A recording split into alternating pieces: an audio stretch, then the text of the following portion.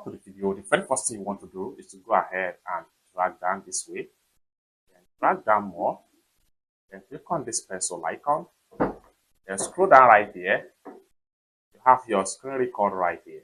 Drag it right here and take it to the top. Then you have it right here. Next thing you want to do is to click on here to go back. Then next thing you want to do is to swipe this way. Then you have your screen record right here. To enable and start using this screen record on your Redmi Android phone, tap on here. Then here you have start recording. When you are recording, Android has access to anything visible on your screen, play on your devices. So be careful with things like password, payment detail, messages, photos, and audio. And so what you want to do right here is to make sure you enable audio, then show touch on screen, then click on start. Then here, then you can see a screen record icon on your phone from the top right here. So you can continue to record.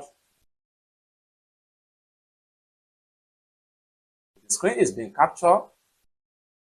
So once you are done with your record, swipe down this way. Then you have recording screen and audio. So for you to stop it, simply tap on here. Screen recording and audio. So you have your screen record right there. Click on it. Then you can play it with Google by file or any file manager you have. And just like so, now you can see our screen that we record right here started to play.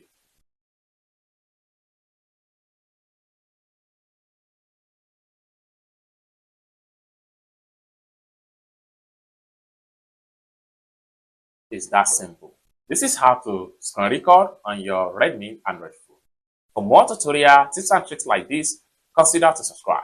Thank you so much for watching, and I hope to see you in my next video. Bye for now.